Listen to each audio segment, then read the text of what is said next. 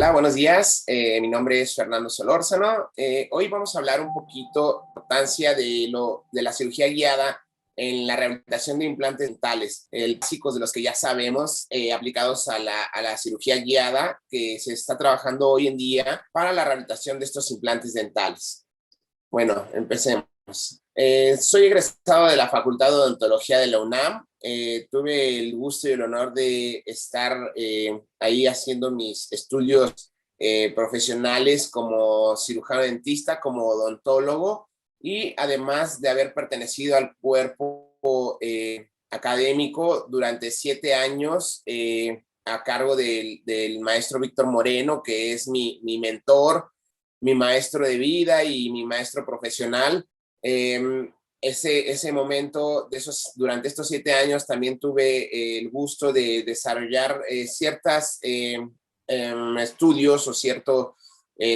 trabajo sobre laboratorio dental con grandes compañeros de la Facultad de Odontología, mis amigos Alan y Ricardo, que fueron los que me ayudaron a empezar a trabajar laboratorio dental. Y mi amigo Danovan, que se dedicó más a la investigación. Él tiene maestría en investigación odontológica, entonces también trabajamos mucho de la mano. Me auxilio mucho con él para ver los temas de investigación y todo esto con Danovan. Él se encuentra en la ENES León actualmente, y pues así fueron como yo empecé a trabajar como profesor en la facultad y a tener un poquito más de avances en investigación y todo esto, ¿no? En el año 2012 empecé a trabajar para una empresa dental que se encuentra aquí en México, y tuve la oportunidad de ir a hacer unos estudios sobre implantología a la Universidad de Frankfurt en el año 2014-2015 aproximadamente, y eso me ayudó a que empezara yo a implementar todo lo que es la cirugía guiada en mi trabajo del día a día, empezar a trabajar sobre guías quirúrgicas, planificación para la colocación de implantes, ¿ok? En el año 2018 hice esta publicación en mi Facebook, en el cual decía que habíamos ya realizado 580 colocaciones de implantes en 8 años, y todos estos fueron por medio de cirugía guiada, ¿no? Yo empecé a colocar implantes como tal ya en práctica privada a partir del año 2016. Presenté un poquito los números de lo que nosotros empezamos a trabajar en implantes en el año 2016, que fue finales del 2016, aproximadamente en octubre, que fue cuando empezamos. Solamente hice la colocación de 2 implantes, pero conforme fueron pasando los años, obviamente estos números fueron subiendo en las clínicas donde yo trabajo colocando implantes, y podemos ver que tenemos un buen número de casos. Claro que también tenemos casos que han fallado y que se han perdido algunos implantes por ciertas razones, pero como nos damos cuenta, tenemos algunos números de casos que redituablemente en la clínica y en la parte eh, de crecimiento económico, pues para nosotros ha beneficiado mucho al trabajo, ¿no? 12,000, aproximadamente 12,000 odontólogos, o entre el 6 y el 12% de todos los dentistas generales en los Estados Unidos colocan implantes. 16,000 o el 90% son especialistas quirúrgicos. En Europa, más del 60% de los dentistas generales colocan implantes, y en Corea, más del 85% de dentistas generales colocan implantes. En países asiáticos como tal también, muchos odontólogos generales hoy en día están colocando implantes. ¿Y esto a qué se debe? Esto se debe a que en estos países muchos de los trabajos o muchos de los practicantes de odontología están utilizando cirugía guiada. Es por eso que ellos empiezan a trabajar como odontólogos generales más el trabajo sobre pacientes de implantología por medio de cirugía guiada. En el año 2006, de todos los procedimientos que los dentistas fueron demandados, el 41% fueron relacionados a implantes mal colocados. ¿Qué significa esto? Que pues porque los implantes tenían una mala colocación, tuvieron muchos errores, y el odontólogo fue demandado. Reclamaciones el 30% y no pudieron rehabilitarse, tal vez por una mala posición, por una mala integración del implante, por algún problema que tenía, el 30.7% no pudo rehabilitarse. El 2.6% se debió solamente al fallo de implante, un porcentaje muy bajo debido al fallo de implante, y el 8.3% se debió a una lesión nerviosa o de una zona anatómica, la cual impidió que este implante se pudiera rehabilitar, ¿ok? Muchos de estos problemas han ido desapareciendo con la cirugía guiada. Es por eso que comentábamos hace un momento que, que en el punto de cuando uno empieza a trabajar con cirugía guiada, esto se va haciendo un poquito más predecible y más fácil de trabajar. Obviamente, requiere que tengamos un entendimiento previo para la colocación previa de este implante por medio del software en el cual lo vamos a planificar y poder ejecutar de una forma más segura, predecible y en este caso yo llamo eficiente en el momento que nosotros vamos a trabajar la parte de rehabilitación, porque en este momento ya entendemos y ya sabemos qué tipo de implante qué tipo de aditamento se va a colocar, en qué posición había quedado. Entonces, tenemos esta seguridad, ¿no? Entonces, para mí esos son tres factores muy importantes: seguridad, predictibilidad y eficiencia en el área de rehabilitación, ¿no? Hoy en día muchos dentistas generales tienen capacidades de hacer casos fáciles, donde tenemos una buena volumen de reborde residual, un buen volumen de tejido gingival, en el cual nosotros tenemos todas esas posibilidades de colocar un implante, pero además, si nosotros tenemos que hacer alguna cirugía extra, podemos hacerlo, podemos nosotros hacer toda la colocación del implante por medio de una guía quirúrgica y posteriormente hacer el tratamiento extra, el tratamiento quirúrgico que nosotros tengamos que realizar para las condiciones ideales de este implante, ya sea una regeneración ósea o aumentos de los blandos, ¿ok? Para ello, como les comentaba, nosotros tenemos que tener ciertos protocolos de diagnóstico para poder hacer un plan de trabajo, la planificación del implante y subsecuentemente nosotros podemos hacer la colocación y el acto quirúrgico de este implante. ¿Ok? En primer caso, obviamente tener una historia clínica bien establecida en el cual hablemos de todas las limitantes que podemos tener con los pacientes, las condiciones sistémicas las cuales tiene el paciente, y pues sabemos que nosotros estas historias clínicas las trabajamos día a día en nuestra práctica privada, en nuestra área clínica, donde detallamos toda la información importante del paciente para la colocación o el tratamiento odontológico que le vayamos a hacer o la colocación de los implantes, ¿no? Además, nosotros incluimos la historia clínica periodontal, ya que esta nos va a ayudar a saber cuál va a ser la característica de los tejidos blandos que van a rodear este implante. Si en un caso convencional de un tratamiento sobre un diente natural del paciente, tenemos que hacer un estudio de los tejidos periodontales en este caso. Lo mismo lo vamos a hacer con los implantes, pero ahora lo vamos a llamar los tejidos perimplantares, ¿no? Para que nosotros tengamos una estabilidad, para que nosotros tengamos un tejido que sea adecuado y que va a cubrir y que va a rodear este implante y posteriormente a nuestra rehabilitación protésica. Obviamente empezamos con una radiografía panorámica para que nosotros podamos visualizar el campo panorámico como tal de este caso que vamos a realizar durante el diagnóstico, y en el cual nosotros vamos a poder empezar a hacer un plan de tratamiento de forma generalizado, en el cual podemos indicar dónde vamos a colocar un par de implantes, dónde tenemos que hacer un poco de espacio para la rehabilitación protésica si este fuera necesario, o hacer cambios en restauraciones deficientes o en obturaciones deficientes que tenga ya mi paciente. Los dientes, valorar los dientes que tengan buen soporte óseo y los que no lo tengan. Nosotros podemos hacer una evaluación completa por medio de esta radiografía panorámica. Adentrándonos después ya al trabajo con nuestro paciente, requerimos tener estudios complementarios como son las radiografías periapicales, que nos permiten tener ahora un acercamiento de las áreas o las zonas en las cuales vamos a trabajar, las radiografías de aleta de mordida, las radiografías periapicales convencionales, hacer nuestra secuencia, nuestra serie de radiografías para poder tener este acercamiento de las zonas en las cuales vamos a hacer un trabajo clínico y poder tener bien diagnosticado esta área en la cual vamos a trabajar, ¿ok?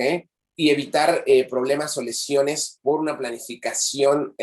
con una radiografía 2D y además para ya cuando vamos a entrar al tema de implantología, requerimos nosotros ahora un estudio extra o un estudio complementario para evitar daños a zonas anatómicas, que estamos hablando que son áreas o zonas tridimensionales en las cuales a veces pensamos que por hacer una extracción y una colocación de implante pensamos que tenemos cierta zona de seguridad y que anatómicamente todos los pacientes son diferentes y podemos tener algún problema debido a que no lo tomamos en cuenta, ¿ok? Para ello, estos estudios complementarios hoy en día que nosotros utilizamos es la famosa tomografía axial computarizada, en la cual nosotros podemos tener cortes de forma tridimensional, el volumen óseo del paciente, podemos hacer muchas cortes de diferentes tamaños, dependiendo el área que nosotros queramos seleccionar, de hacer este estudio tridimensional de las áreas las cuales vamos a trabajar, ¿ok? Entonces, extra a las radiografías periapicales panorámicas, nosotros necesitamos tener un volumen tomográfico para la planificación de implantes hoy en día. Hoy en día, con nuestros tomógrafos dentales para el área dental, las dosis de radiación son muy bajas, no es como antes cuando teníamos que someter a una tomografía a un paciente que necesitamos tomógrafos de gran volumen y que las dosis de radiación eran más altas. Hoy en día con nuestros tomógrafos del área dental, estas exposiciones a la radiación son muy bajas, prácticamente entre el 10 y 15 segundos es en lo que está expuesto mi paciente a radiación y sabemos que además, aparte, la exposición de estas emisiones de radiación son mucho menores, a veces tomando en cuenta hasta, no sé, como ejemplo, un vuelo que tomamos de una ciudad a otra, a veces la exposición de radiación que tenemos en ese vuelo es mayor a la exposición de radiación que generan estos equipos tomográficos, ¿no? Además, el alcance económico que tienen hoy en día el realizarse un estudio tomográfico de este tipo es muy accesible para nuestros pacientes. Encontramos mucha demanda en el mercado y además muchas opciones para poder nosotros mandar a nuestro paciente a hacerse este estudio tomográfico y ya no es un pretexto de que sea caro o que sea muy difícil asistir a una cita para tomar estos estudios diagnósticos, ¿ok? Para mí hoy en día el tener una tomografía es algo muy importante y algo que necesitamos tener y tomar en cuenta para la planificación de un implante, debido a que a partir de esta tomografía se deriva este archivo que me da cortes tomográficos, como les comentaba, dependiendo de cuántos milímetros quiero yo tomar en cuenta estos cortes tomográficos y poder diagnosticar las zonas en las cuales voy a trabajar con mayor seguridad. Estos archivos o estos cortes tomográficos se llaman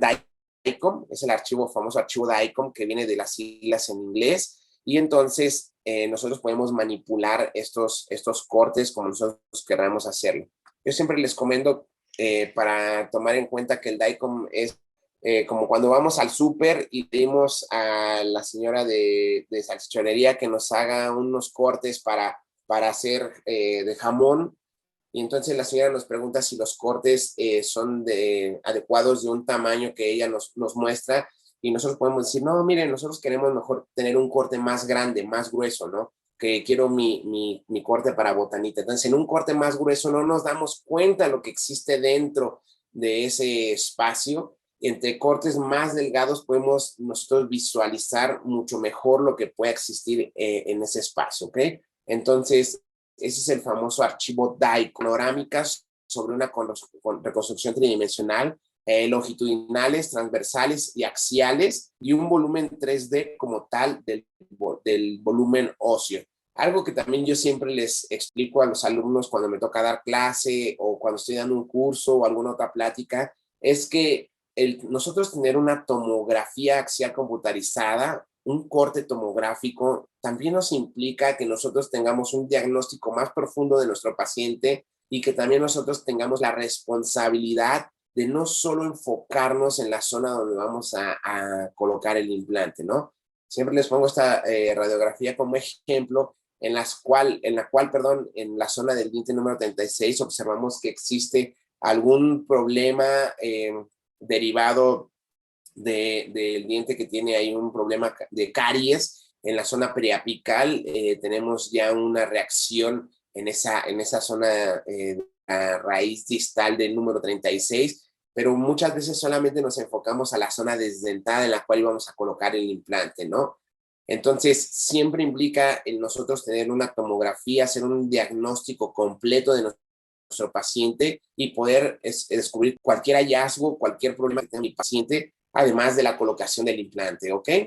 Hablando como tema general, vamos a ver la clasificación o la definición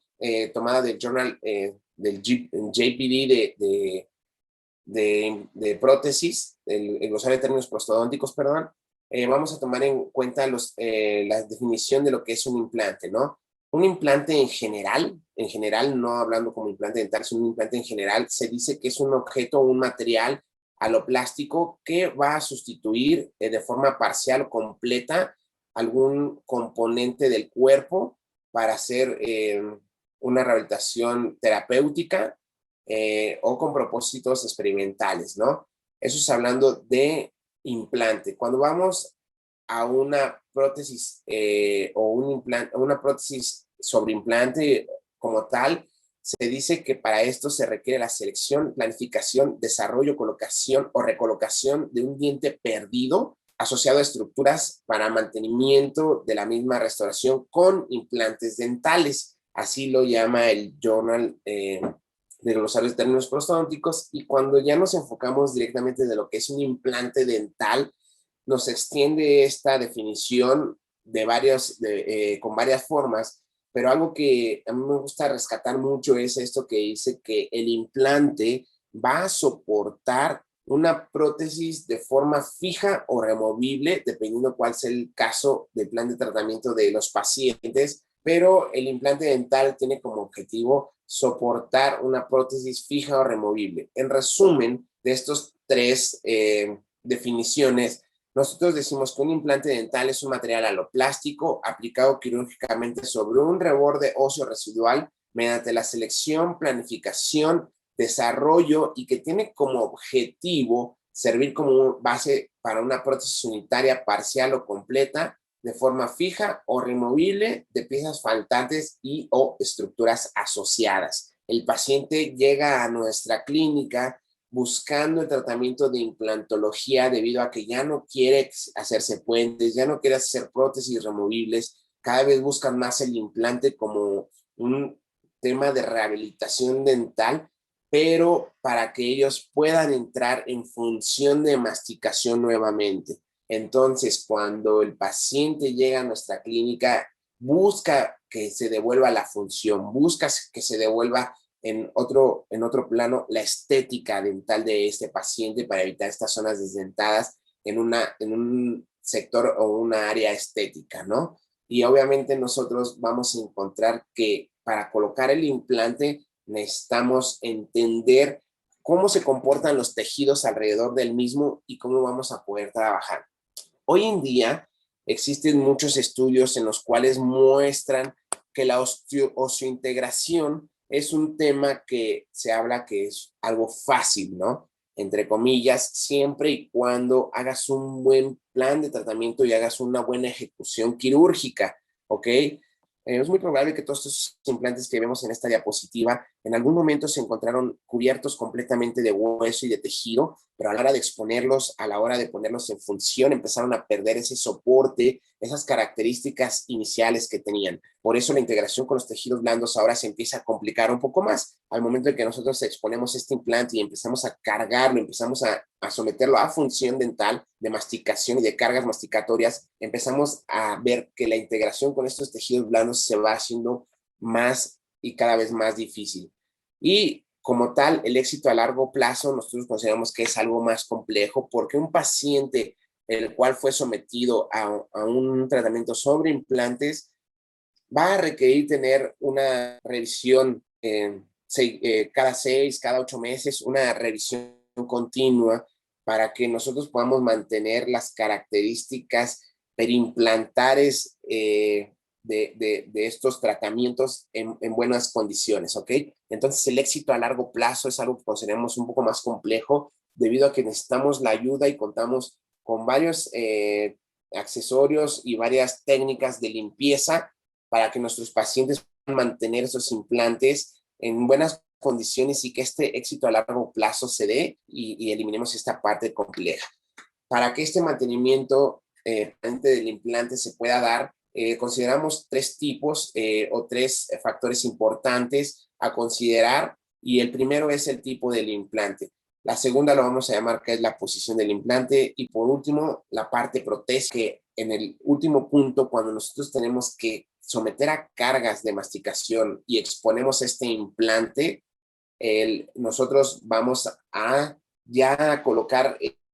una corona hacia el medio externo y esta, si tiene un mal diseño, podemos nosotros comprometer la estabilidad del mismo, ¿no? Ok, el material del implante. Hoy en día, la mayoría de los materiales de implantes son hechos de aleaciones de titanio como tal, con diferentes componentes dependiendo la marca de implantes, perdón, y debido a la integración que tienen con los tejidos humanos, a la respuesta que tienen biocompatible con los tejidos humanos. Entonces, como un componente primordial para la fabricación de estos implantes como tal. Además, existen implantes de óxido de circonio, que si hablamos de biocompatibilidades, el óxido de circonio se ha demostrado que es el material más biocompatible que puede existir con los tejidos humanos, pero tenemos ahí ciertas características importantes a considerar entre sus relaciones de funcionamiento y sus cuestiones físicas para la rehabilitación de los mismos, ¿no? Y la función de los mismos. Entonces, como tal, el titanio es uno de los materiales más utilizados en la implantología y además tiene que tener ciertas características microscópicas y macroscópicas en la osseointegración y el mantenimiento a largo plazo soportando estas cargas funcionales de las cuales hablábamos, ¿no? En la actualidad, la mayoría de los implantes, como dijimos, están hechos de titanio comercialmente puro y tenemos diferentes formas, diferentes diferentes tipos de conexiones, diferentes tipos de cuerdas, diferentes diseños de los mismos, ¿no? Pero hablamos que el material primordial o el componente primordial de estos implantes es el titanio como tal. Además, a partir de estos diseños se ha hecho muchos cambios en la forma y en los tipos y en los diseños de los materiales para que nosotros podamos conservar estos tejidos y conservar estos implantes a largo plazo de una mejor forma y consideramos también los anchos biológicos de los tejidos perimplantares y hacemos este cambio de plataformas que hoy en día se le llama platform switching o intercambios de plataformas para conservar mayor ancho biológico en la zona de la plataforma del implante y evitar tener una pérdida en sentido vertical de lo que sería el hueso de cicatrización que existe alrededor de este implante, ¿ok? Además, también tenemos que tomar en cuenta las superficies, los tratamientos de superficies para la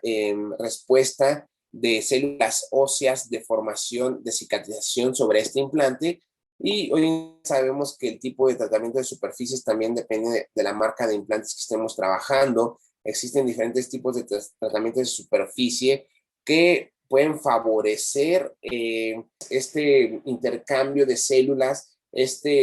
proliferación de células para la cicatrización e integración con el implante y además para el mantenimiento continuo de las áreas críticas de estos implantes, ¿ok? Estas plataformas de los cuellos del implante, de las cuerdas del implante, están tratados para que los tejidos se mantengan en esa posición y no sean o no se pierdan con el paso del tiempo cuando esos implantes entran en función. Por eso encontramos tratamientos de superficies fresados a máquina, arenados, grabados con titanio o con ácidos de plasma, hechos con componentes de hidroxiapatita y además con ciertas superficies con proteínas morfogénicas para utilizar sobre las superficies y que podamos tener este intercambio celular, esta cicatrización celular de hueso, cicatrización de hueso sobre la superficie de este implante, ¿ok? por eso se le llama que tiene superficies bioactivas, y encontramos diferentes tipos de superficies en las zonas de estos implantes para que nosotros podamos conseguir, ¿qué? La osseointegración, ¿ok? Y en la osseointegración vamos a tomar en cuenta que la osseointegración es una conexión estructural y funcional directa entre este hueso vivo, este intercambio celular que estamos hablando, y la superficie de un implante que va a soportar una carga, en este caso una carga de masticación, una carga funcional sobre el implante dental. ¿Ok? Entonces, una parte muy importante que tenemos que tomar en cuenta sobre los tipos de implante, estas superficies de implante y estos tratamientos que tengan las plataformas en la zona más externa del implante, ¿ok? Vamos a encontrar hoy en día en la anatomía del implante, como yo les comentaba, diferentes diseños en estos. Vamos a tener un cuello del implante, tenemos una plataforma que es la conexión que va a entrar en contacto con el medio externo, en este caso una corona dental, por así decirlo, el cuello, el cual puede ser un cuello pulido rugoso con un tratamiento muy específico para conservar la zona de los tejidos perimplantables en la zona del cuello del implante, el cuerpo, que puede ser recto cónico, la superficie, como ya lo vimos, el tipo de tratamientos, las cuerdas, diferentes diseños de cuerdas que se pueden dar, y los ápices del implante, ¿no? Como tal, estas serían las partes o la anatomía del implante. Y hablando del tipo de conexiones, hoy en día lo que encontramos más en el área comercial son hexágonos externos, hexágonos internos, además implantes tipo tissue level, que son a nivel de tejidos gingivales, y hoy en día existen implantes tipo Conomors, que también son implantes que tienen un trabajo mecánico diferente a los implantes que son con una conexión indexada, con una conexión que lleva por medio un aditamiento con un tornillo, pero también entran en la clasificación de los tipos de conexión de los implantes. Hablando de los cuerpos de implantes, encontramos el cuerpo paralelo y el cuerpo cónico o cuerpo taper, como le llaman en el cuadro, y hoy en día es el más utilizado el implante taper por la versatilidad que tiene con los diferentes tipos de hueso, el tipo de osteotomía que vamos a trabajar y además con el tipo de anatomía de este implante, ¿no? Ya habíamos hablado del famoso platform switching, que nos sirve para conservar el ancho biológico en la zona de la plataforma del implante, del cuello del implante, por adaptación a los tejidos blandos, también por el tipo de tratamiento que se le dé en este cuello. Los implantes bone level, como lo sabemos, se encuentran siempre a nivel de hueso, a nivel de la cresta ósea, y los implantes tissue level que se van a encontrar con una conexión directamente en contacto con tejidos blandos para la colocación de las coronas protésicas en este caso, ¿no? Entonces vamos a encontrar diferentes técnicas quirúrgicas, las cuales implican hacer un diferente tratamiento, dependiendo cada casa comercial y cada caso de los implantes, ya sea de forma de bone level o de tissue level, para la colocación del mismo, ¿ok? ¿Cuáles son las funciones de un tejido óseo? Bueno, resistir cargas de masticación, proteger órganos sensibles a fuerzas externas, participar como reservorio de minerales que contribuyen a la homeostasis sistémica del cuerpo, ¿ok? Como tal, en el área odontológica, nuestro hueso en el cual nosotros tenemos un acercamiento directo con el diente natural y en este caso con los implantes, nos va a ayudar a distribuir y absorber fuerzas generadas por la masticación y otros contactos dentarios, ¿ok? El tejido óseo en la zona de la mandíbula y la zona del maxilar nos va a ayudar a distribuir estas fuerzas generadas, ¿ok? Y por eso hablamos de la famosa oseointegración. La oseointegración que nos dice que requiere una formación de hueso perimplantario resultante de remodelación de tejido óseo. Al mismo tiempo, cuando nosotros hacemos la colocación, la osteotomía, vamos a hablar que tenemos una posición y resorción de hueso de forma simultánea, ¿ok? Tenemos una adherencia, una integración de intercambio de estas células de hueso sobre la superficie del implante. Estos osteoblastos son las células generadoras de hueso, redes de fibrina para la integración y además la cicatrización que tengamos que tomar en cuenta alrededor de este implante. Dentro de estos componentes encontramos estos tres tipos de células La primera que se llama células osteoblásticas, que como sabemos es una célula capaz y responsable de formar hueso de cicatrización en las zonas que nosotros estamos trabajando y que son las que van a integrarse a la superficie del implante. Queremos que estos osteoblastos tengan una buena compatibilidad con esta superficie del implante y nos generen una cicatrización efectiva, rápida y de buena consistencia ósea, para que nosotros tengamos una estabilidad del implante. Para esto, estas células óseas, estos osteoblastos, son los responsables de formar este hueso y sintetizan componentes de matriz osteoide como fibras de colágeno, glucoproteínas, proteoglucanos y controlan la mineralización de la matriz ósea, ¿ok?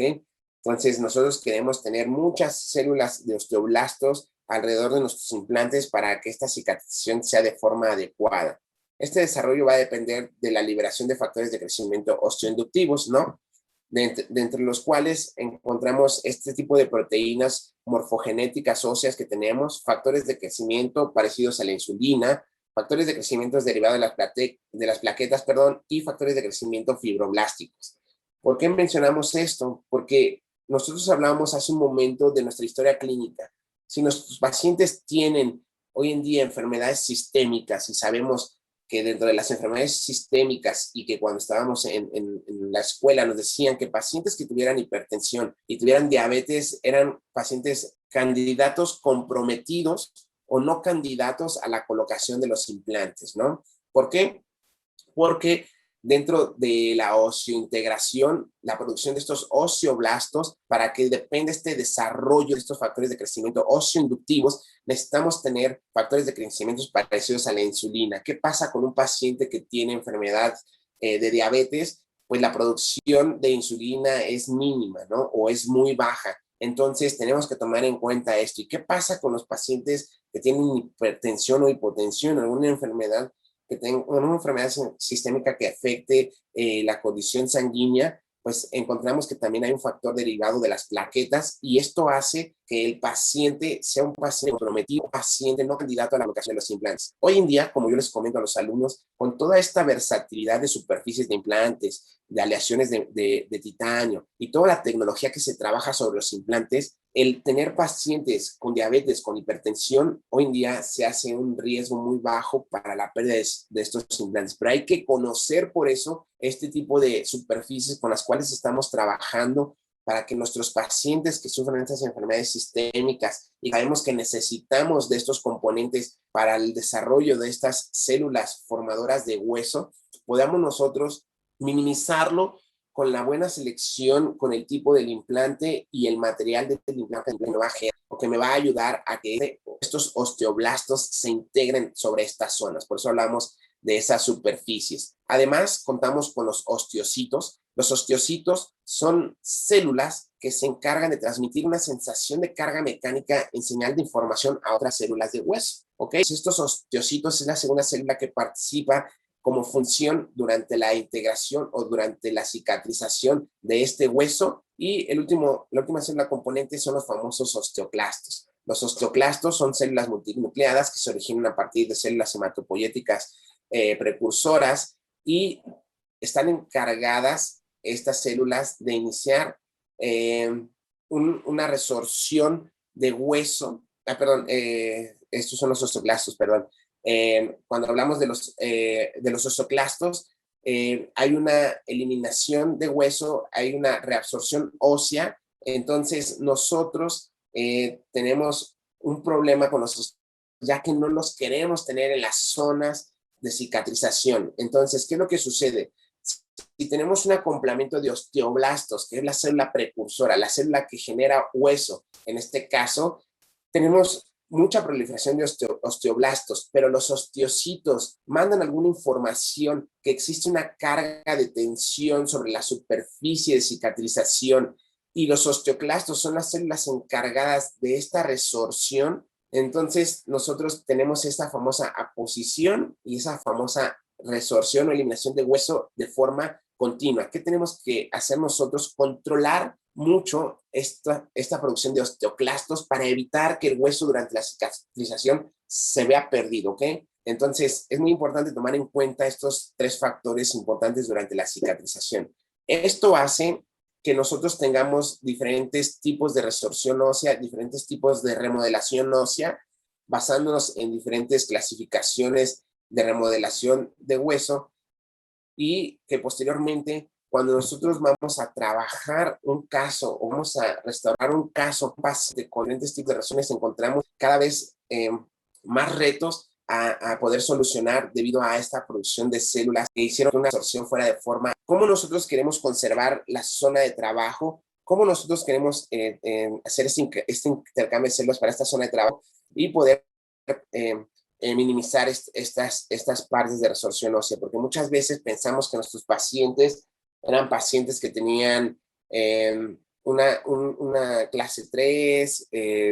ósea, pero muchas veces no es que el paciente sea una clase 3 de ósea, ¿no? Encontramos pacientes que tuvieron una resorción muy acelerada de hueso y entonces perdimos la dimensión como tal de este reborde residual y se nos dificulta la colocación de un implante, ¿no? Para ello nosotros vamos a encontrar estos tipos de resorción que nos van a cambiar toda la forma anatómica de este reborde residual en combinación con los dientes antagonistas pilares, ¿no? Y podemos ver que con una cicatrización alterada, con una cicatrización en la cual no se pudo controlar esta resorción ósea, los espacios dimensionales se ven perdidos y a la hora de rehabilitar, nosotros tenemos una deficiencia de soporte para las prótesis que vamos a colocar en nuestros pacientes, ¿no? Además, también tenemos que tomar en cuenta los tipos de calidad ósea con las cuales cuentan nuestros pacientes en diferentes áreas. Conocemos las diferentes densidades de hueso, desde hueso tipo 4 hasta hueso tipo 1, las diferentes densidades que cuentan cada uno de este tipo de hueso, el trabeculado, en qué consistencias o en qué características se encuentran, cuáles son los trabeculados más favorables que nosotros queremos tener en nuestra colocación de sus implantes, pero todo esto tomándolo en cuenta para la planificación de los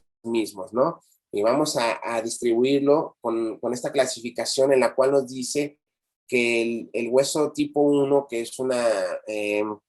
cortical muy densa, lo encontramos mayor área en la zona anterior de la mandíbula, en la zona del mentón, la zona de área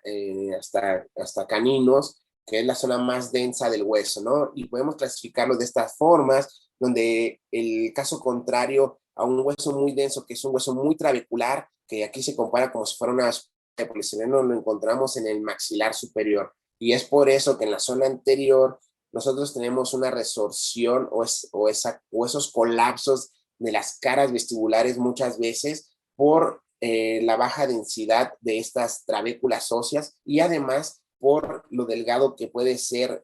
una tabla externa de hueso en estas zonas, ¿no? Para esto nosotros podemos utilizar injertos óseos para poder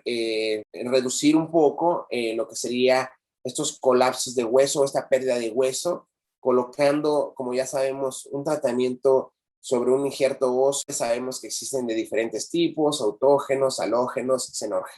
como senoinjertos y aloplásticos, ¿no? Tenemos la combinación, la selección de estos injertos dependiendo del caso. No voy a entrar mucho en función de esto, pero tenemos que tomarlo en cuenta si es que fuera necesario nosotros añadir o agregar un tratamiento quirúrgico extra a la colocación de estos implantes durante el proceso de cicatrización de los mismos, ¿no? Otra cosa que tenemos que tomar en cuenta es la anatomía,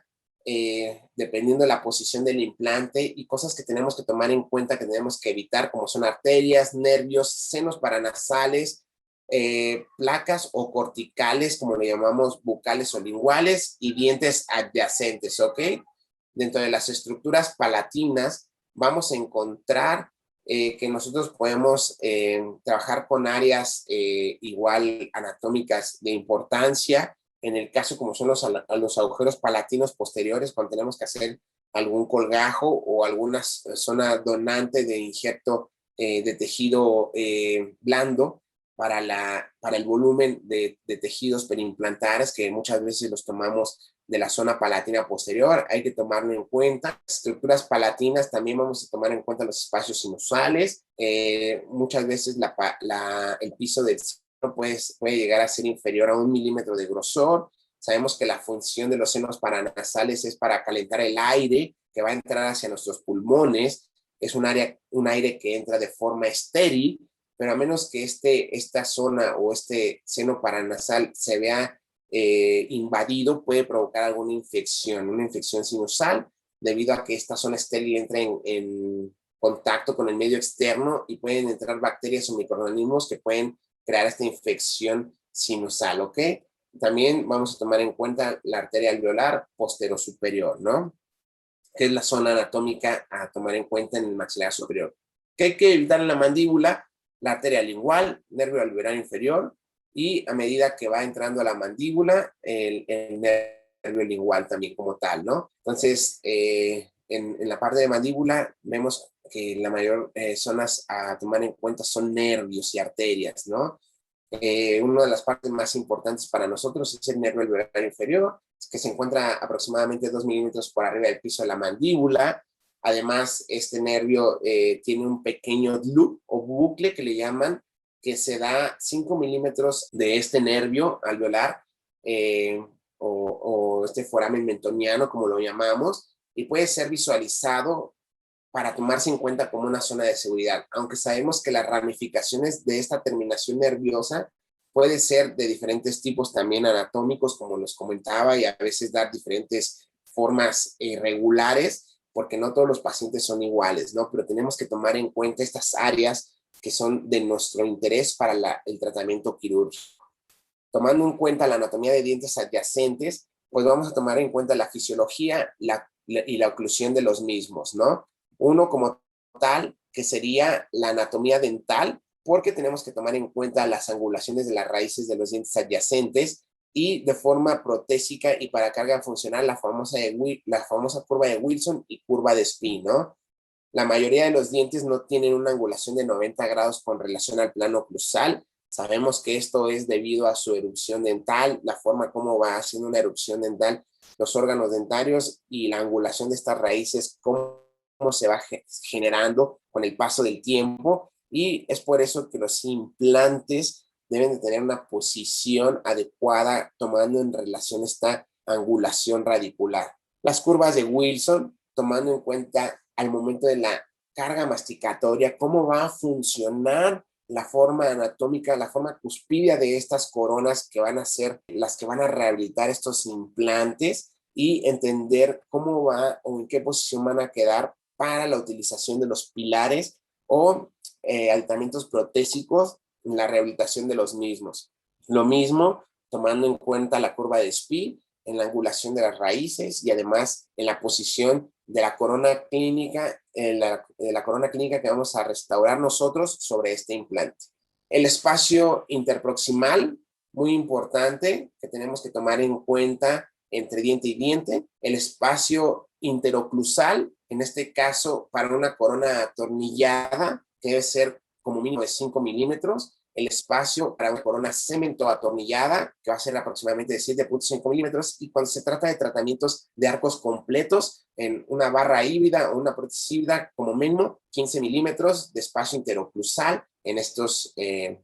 pacientes. Hablando del espacio interproximal, tenemos que tomar en cuenta ciertos principios y ciertos factores que ya también conocemos de la colocación de los implantes, que se dice que estos implantes no deben de estar a menos de 1.5 milímetros de los dientes adyacentes. Cuando son entre implante e implante, tenemos que darle como mínimo 3 milímetros entre cada uno de ellos para que tengan buena formación ósea estos dos implantes y no comprometamos la estabilidad del mismo.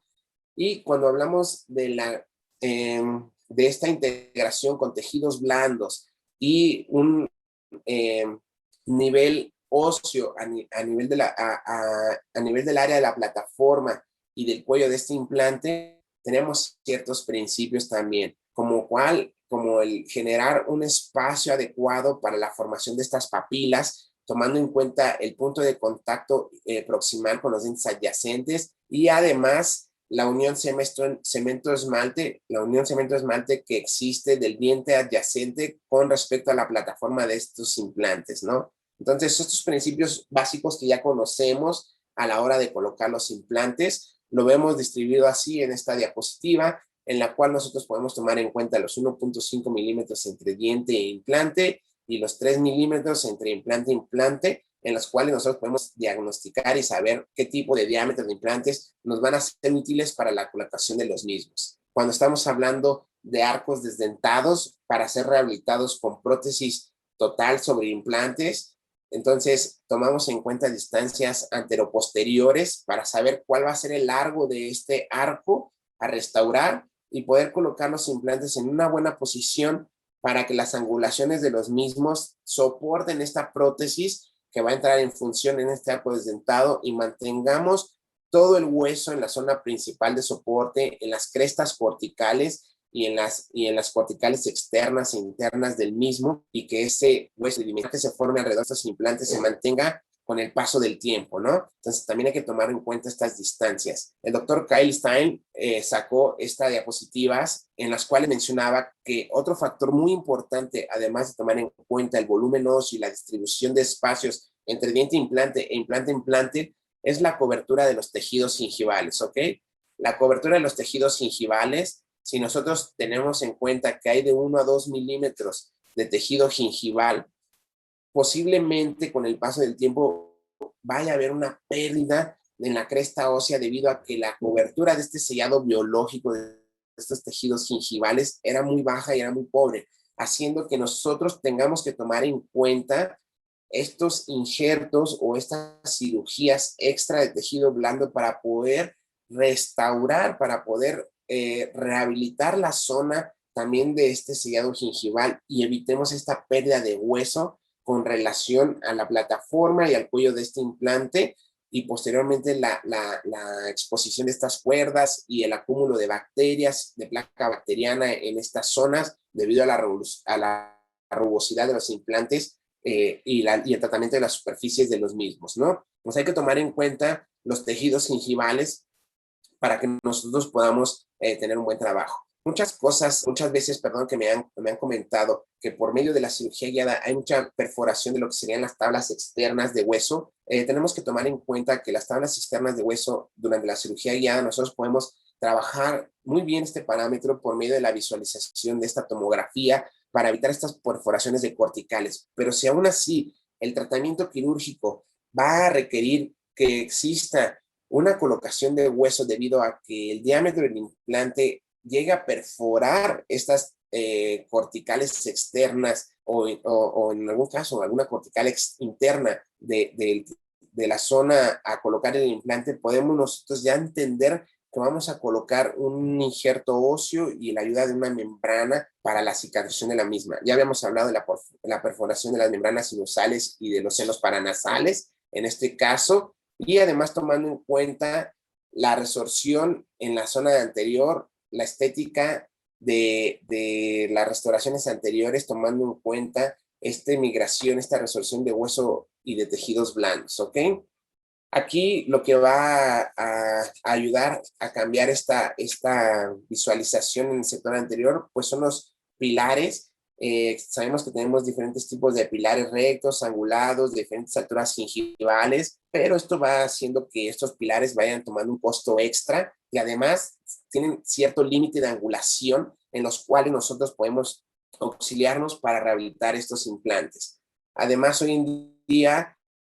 las empresas y las casas comerciales han sacado accesorios como tornillos que nos permiten corregir un poquito más este grado de angulación, ciertos tornillos, ciertos desarmadores que nos ayudan a poder trabajar con este cierto grado de angulación, pero el caso está en que una colocación desfavorable de este implante, uno, nos va a comprometer la estética y dos, la función de estos casos, ¿no? Entonces hay que tomar en cuenta, por favor, que esta angulación también va a provocar un riesgo de resorción ósea a nivel crestal por medio de tensión superficial. Dijimos que cuando existe esa tensión de las cargas de masticación sobre el hueso, se activan estos famosos osteocitos y le cuentan a los osteoclastos que hay demasiada tensión y estos vienen a reabsorber y vienen a remover tejido óseo de esta zona que se encuentra con mayor tensión. Y se dice que a partir de los 20 grados existe un riesgo de resorción ósea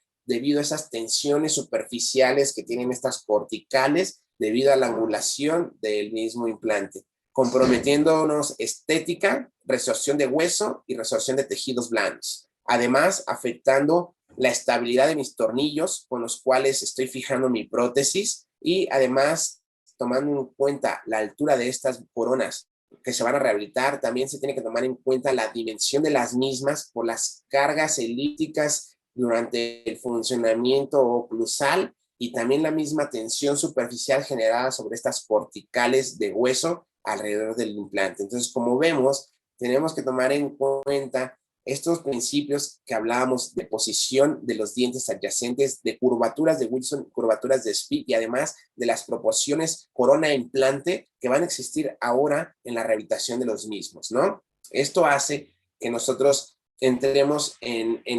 el efecto que tienen la mala distribución y la mala colocación de este implante con respecto a la característica oclusal que tiene el paciente de sus dientes adyacentes cuando vamos a hacer el trabajo previo a la colocación de este implante, ¿no? Cuando nosotros empezamos a someterlos a cargas funcionales y que tenemos este cambio de cúspides, este intercambio de cúspides con los dientes antagonistas y esta tensión que va a provocar es diferencia en distribución de cargas de masticación, ¿ok?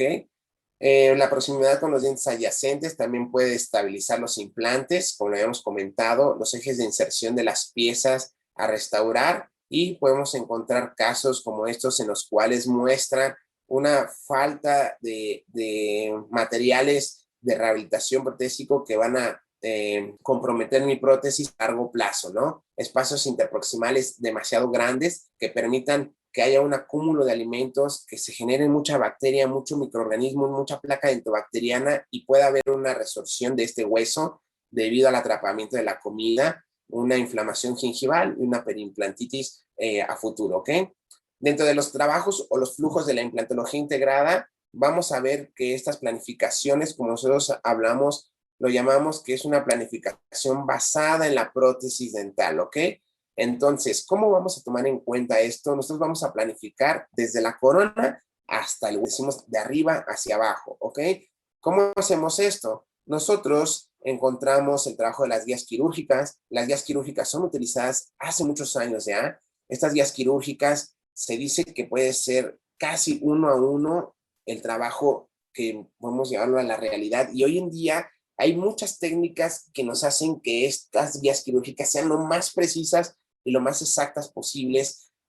basándonos en la planificación y al acto quirúrgico como tal, ¿no? La cirugía guiada comenzó desde los años 90. Hoy en día es una técnica de las más preferidas en el uso de la cirugía de implantes, de colocación de los implantes, y tiene muchos beneficios, como lo es menos dolor posoperatorio, menos inflamaciones, menos hemorragias, lapsos de cirugía un poco más cortas debido a al tipo de trabajo osteotomía que vamos a hacer, mejor comprensión de la anatomía, tanto anatomía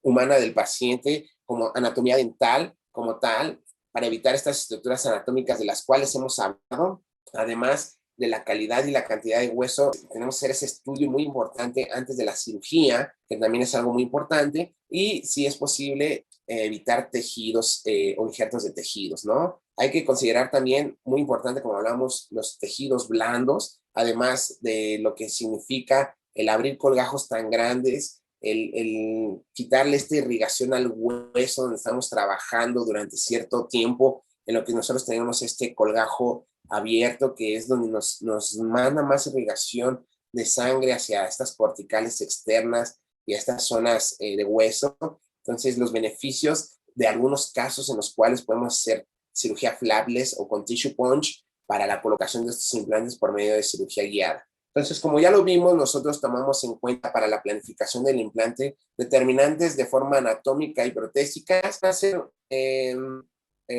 y variables de planificación de implante y la selección de los mismos, ¿no? Como longitud, forma, grosor, ángulos de implantes, ángulos de pilares y posición dimensional del mismo. ¿Cuáles son los requerimientos mínimos o los requerimientos más importantes que necesitamos para hacer cirugía guiada? Uno, la impresión digital. Nosotros tenemos que tener nuestro archivo digital de la zona desdentada del paciente. Esto quiere decir que nosotros nuestros modelos de yeso tenemos que digitalizarlos en un laboratorio con un escáner de modelos, o si contamos con un escáner intraoral, digitalizamos la zona desdentada para esta impresión digital de nuestro paciente. Además, necesitamos una tomografía, esa famosa tomografía axial computarizada, este archivo DICOM, para que nosotros podamos planificar basándonos en los cortes dimensionales de este volumen tomográfico y además los accesorios esenciales como es el kit de cirugía guiada y saber si nuestro kit de cirugía guiada va a trabajar por medio de llaves o anillos o con el uso de ambos, ¿no? Llaves más anillo, ¿no? El diagnóstico tridimensional, como lo vimos, lo hacemos sobre lo que sería el famoso archivo DICOM, que me va a permitir generar cortes tomográficos con diferentes ventanas, diferentes posiciones tridimensionales de este volumen óseo del paciente. La impresión digital, como acabamos de comentar, puede ser hecha con un escáner intraoral o con un escáner extraoral en un modelo de yeso para diseñar la prótesis de lo que va a ser la prótesis definitiva, tomar de oclusión y los factores dimensionales en estas zonas donde vamos a colocar los implantes. Como si ya tuviéramos la corona definitiva en este espacio desdentado y de ahí tomar en cuenta los diámetros de los implantes, la angulación de los implantes, la longitud de los implantes que vamos a utilizar en el hecho quirúrgico, ¿ok?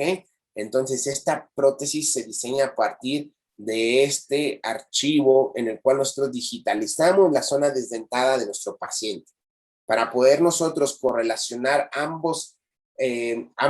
información o ambos archivos. Necesitamos nosotros contar con un software de planificación para implantes, que hoy en día existen diferentes y muchísimas marcas de software de planificación de implantes a los cuales podemos recurrir y nosotros podemos hacer esta planificación de implantes. En este software yo puedo hacer una correlación de estos archivos tomando en cuenta la estructura dental de mi paciente, el volumen de tejidos blandos de mi paciente a la hora de digitalizar este modelo de yeso o directamente tomar el escaneo intraoral de mi paciente por medio de la tomografía que se hizo en estos tomógrafos dentales, ¿no? Correlacionamos basados en diferentes puntos para que nosotros podamos correlacionar las dos imágenes, asegurarnos que esta correlación fue hecha de forma ideal y poder nosotros hacer la selección del implante basándonos en los conceptos de los cuales hablamos anteriormente. Todos estos conceptos básicos que tenemos que tomar en cuenta para la selección del mismo, ¿ok? Esto también nos ayuda a tener margen de seguridad, nos ayuda a tener una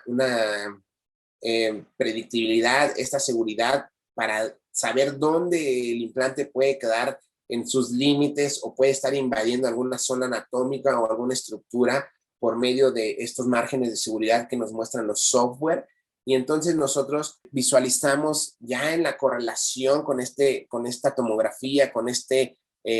modelo digitalizado de mi paciente, la corona virtual que podemos observar aquí en color azul que tenemos en la diapositiva del lado derecho, en la imagen del lado derecho. Podemos visualizar dónde está la corona para que nosotros empecemos a colocar el implante, la profundidad del mismo, observamos el margen de seguridad, la angulación del implante, cuál es el soporte de las corticales externas, la cortical interna, en dónde estoy colocando el implante de forma tridimensional en su vista transversal, axial y sagital también, la cercanía con los dientes adyacentes y todos los conceptos de los cuales hablamos, ¿no? Para esto, nosotros tenemos que tomar en cuenta que dentro de los kits de cirugía guiada y los accesorios contamos con diferentes longitudes de fresas para trabajar y además estas fresas de cirugía guiada tienen ciertos topes que nos van a permitir trabajar a nosotros con la seguridad de que la planificación se hizo basado en la longitud del implante y del instrumento en el cual vamos a trabajar la cirugía, ¿no? Tomando en cuenta esta medición, nosotros en el software vamos a programar estas longitudes, estos tamaños de estas fresas, tomando en cuenta también el tipo del implante y la longitud del implante y los diámetros, lo programamos en el software haciendo que estos topes lleguen hasta cierta zona, la cual me va a permitir a mí meter toda mi fresa durante esta osteotomía que voy a estar generando y con no correr riesgo en alguna zona anatómica, distal, bucal, lingual o palatino, o irme más profundo del área que yo diagnostiqué o planifiqué como tal, ¿no? Yo puedo hacer la exportación de estas guías quirúrgicas para su producción y estas guías quirúrgicas se van a producir en materiales plásticos, los cuales van a recibir o estos anillos o estas llaves de perforación, ¿no? Dependiendo de nuestra marca de implantes, dependiendo de nuestro kit quirúrgico en el cual trabajemos, nosotros vamos a utilizar anillos para fresas piloto, puede ser solamente guiada la fresa piloto de forma inicial, o podemos encontrar anillos para trabajar sobre los diferentes diámetros de implantes en los cuales nosotros estamos trabajando con nuestra cirugía guiada, ¿no? Por eso encontramos diámetros de implantes narrow, regulares, wide o anchos como tal, de diferentes diámetros de implantes. En el caso de nuestros implantes de BioHorizon, nosotros utilizamos esos tres tipos de nomenclaturas de color debido a que nosotros tenemos diámetros 3, 4 y 5 visualizados con diferentes colores como es amarillo, verde y azul, y este mismo color lo trae la plataforma del implante, y entonces para nosotros es muy fácil poder entender. Además tenemos solo los anillos para las fresas piloto, que es una de las opciones también, en las cuales tenemos con diferentes tipos de trabajo, diferentes tipos de secuencias clínicas, trabajar solamente con anillos para fresas pilotos como tal, ¿no? Y tomando en cuenta las fresas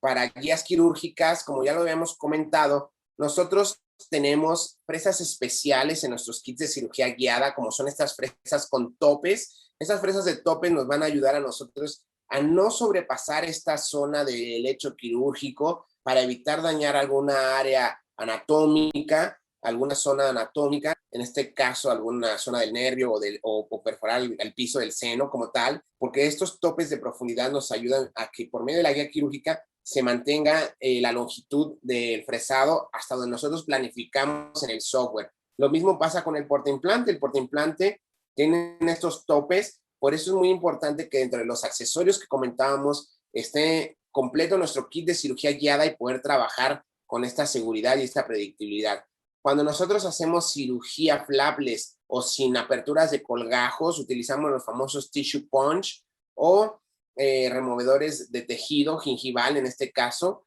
para nosotros tener el diámetro necesario que vamos a trabajar con nuestras fresas y nuestros implantes por medio de la guía quirúrgica. La secuencia de estas llaves de fresado por medio de estas fresas van a depender del diámetro del implante y van a ir con cierta secuencia haciendo esta osteotomía, haciendo este lecho quirúrgico, adaptándolo para que nosotros podamos colocar el implante basándonos si es un implante de 3, de 4 o de 5 milímetros, podemos hacer esta secuencia de fresado. Esto es nuestro kit de cirugía guiada completo, en la cual nosotros tenemos fresas que van desde 17, 21, 24 y 28 milímetros, como lo habíamos visto, con todos los diámetros hasta implantes de diámetro 5 y con sus llaves de perforación. Estas llaves de perforación, lo único que es variante es el diámetro interno de la llave, el cual va a corresponder con el diámetro de la fresa para el diámetro del implante que vamos a colocar. Viendo la secuencia de perforación o de osteotomía que vamos a realizar, nosotros tenemos esta secuencia por medio de los diámetros desde fresa de 2, 2.5, 3.2, 3.7, 4.1 y así hasta implantes de 5 milímetros. Tenemos que seguir esta secuencia de perforación con ayuda de estas llaves. Además, nosotros, como habíamos hablado del portaimplantes, tenemos la seguridad de que si nosotros utilizamos la fresa de 17 milímetros, podemos trabajar con el tope número 1 y así secuencialmente hasta la fresa de 28 milímetros, que sería el tope número 4, dándonos la seguridad de que nosotros al momento de utilizar este portaimplantes con estos topes que vienen dentro de nuestro kit de cirugía guiada, vamos a visualizar que este implante llega a la posición de la longitud que nosotros planificamos y que nosotros llevamos a cabo en esta secuencia de esta osteotomía para la colocación del implante que va a ir a través de la guía quirúrgica.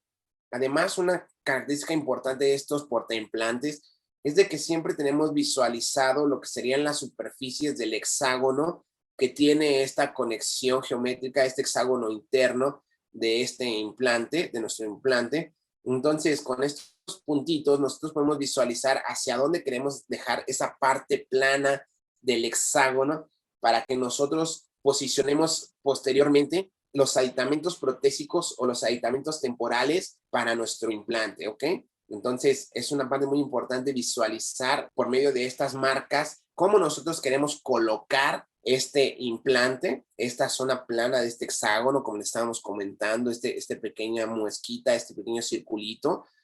hacia dónde lo queremos llevar, ¿no? El portaimplantes tiene obviamente 6 puntitos basándonos en las 6 caras del hexágono interno de nuestro implante. Y entonces, conforme nosotros posicionemos este puntito, nos va a indicar hacia qué zona va a quedar esta cara plana, ¿no? Para que nosotros podamos hacer esta famosa carga inmediata o provisionalización inmediata para que nosotros vayamos conformando los tejidos y vayamos adaptando los tejidos desde la secuencia inmediata de la cirugía. Como lo vemos en este ejemplo, con este caso en el cual se hizo una cirugía guiada, se hizo un diseño de un cicatrizador anatómico, un gel de cicatrización anatómico, en el cual nos ayuda a nosotros, uno, tener como barrera de protección sobre ese injerto óseo, y segundo, ir conformando el volumen gingival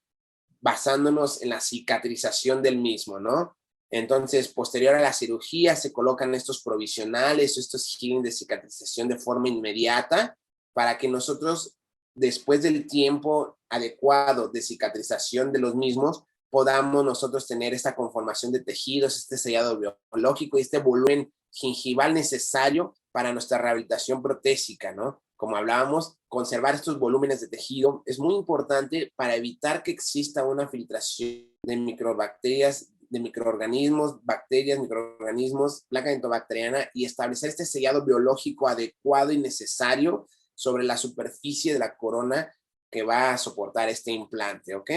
Tener esta integración en boca sobre los tejidos blandos y nuestras restauraciones. Vamos a ver un par de casitos ya para terminar, en los cuales vamos a mostrar esta secuencia de cirugía guiada, ¿ok?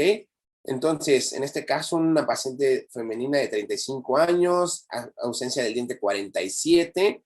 una paciente no fumadora, menciona nerviosismo al recibir tratamientos dentales, y lo que se hace es digitalizar el modelo del paciente, diseñar su corona clínica que va a entrar en función con contactos con los dientes antagonistas en el área que yo voy a implantar y voy a restaurar posteriormente. Nosotros diseñamos, exportamos este archivo para correlacionarlo con nuestra tomografía axial computarizada en nuestro software de planificación de implantes, ¿ok?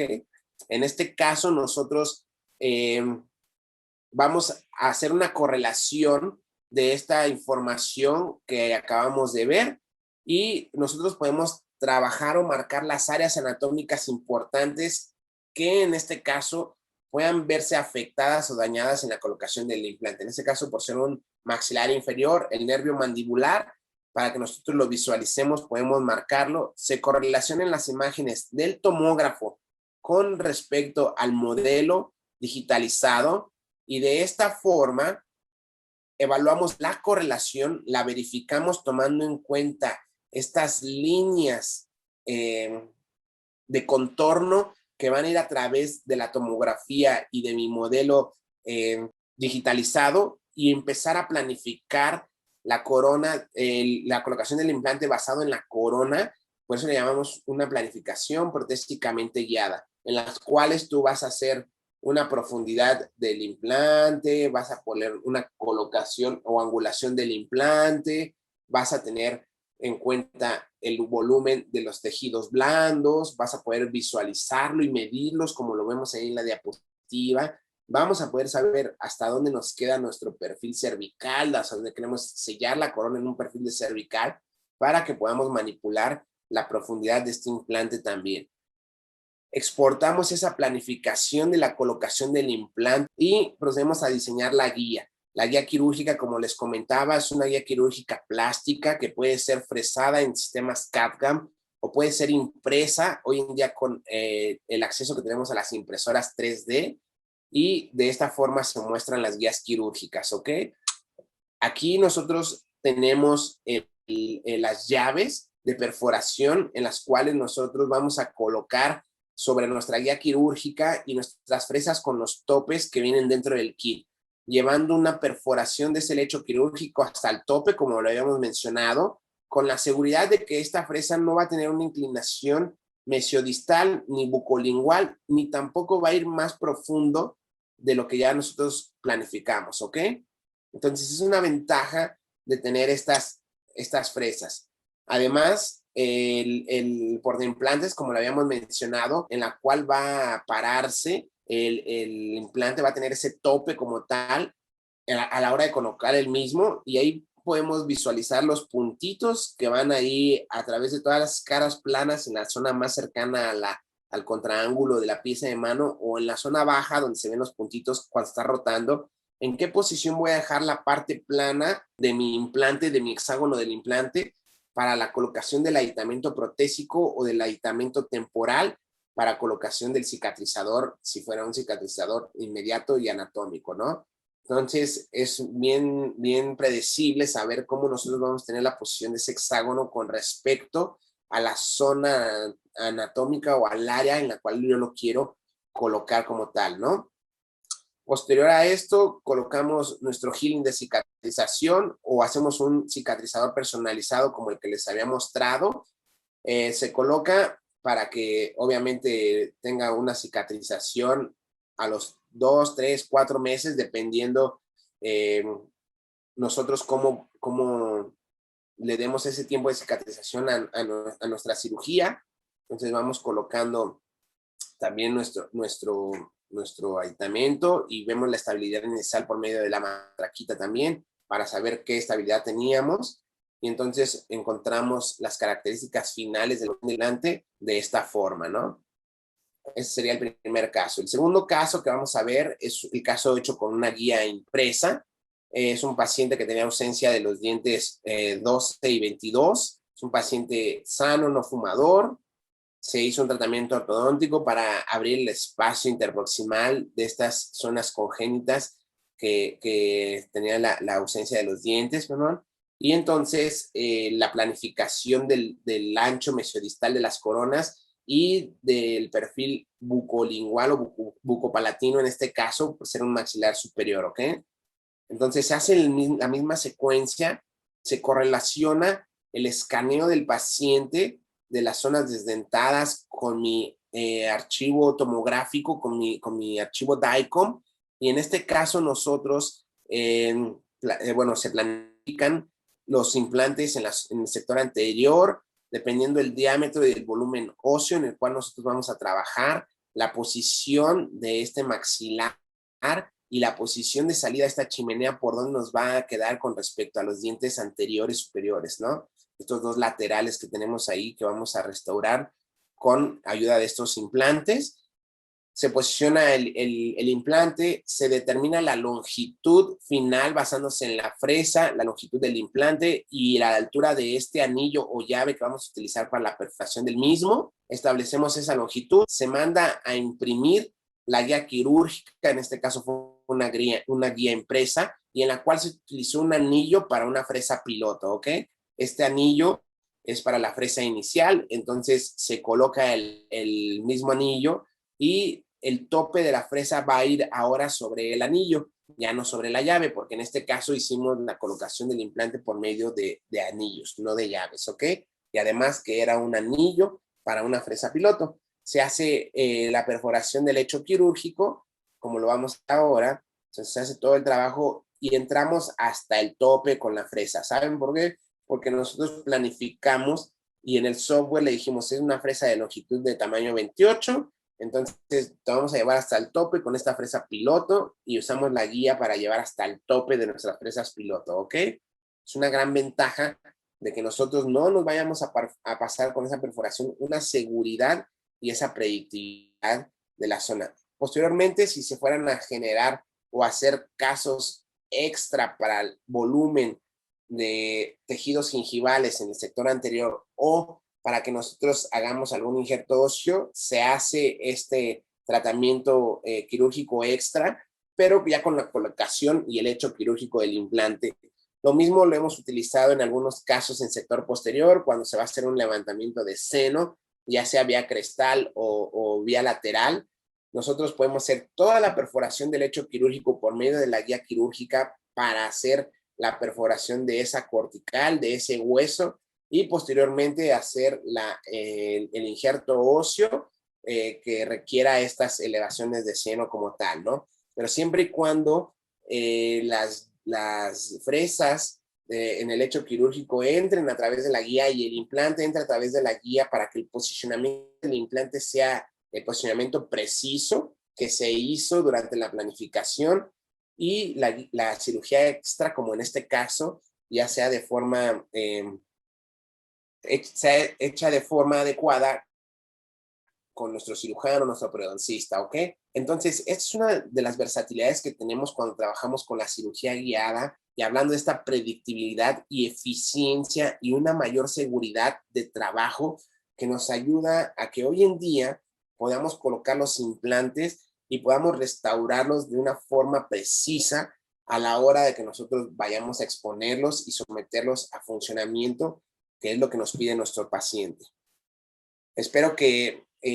haya sido muy claro toda esta información que acabamos de ver, en la cual nosotros vemos que esto es una herramienta que hoy en día se utiliza de una forma, de una forma ya más natural, de una forma en la cual los odontólogos, los cirujanos, los periodoncistas y los implantólogos lo han adaptado, lo han tomado en cuenta para que nos ayuden a la hora de restaurar estos implantes, y que nosotros evitemos hacer un tratamiento extra o hacer un tratamiento más difícil para rehabilitar estos implantes. Bueno, por mi parte eso sería todo. Les dejo mis contactos, algún correo electrónico o algún mensaje que ustedes me quieren enviar. Estos son mis contactos.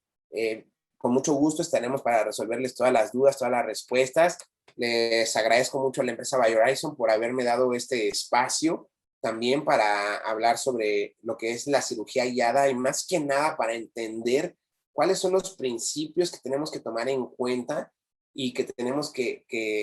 trabajar para utilizar en la cirugía guiada de la colocación de los implantes. Muchas gracias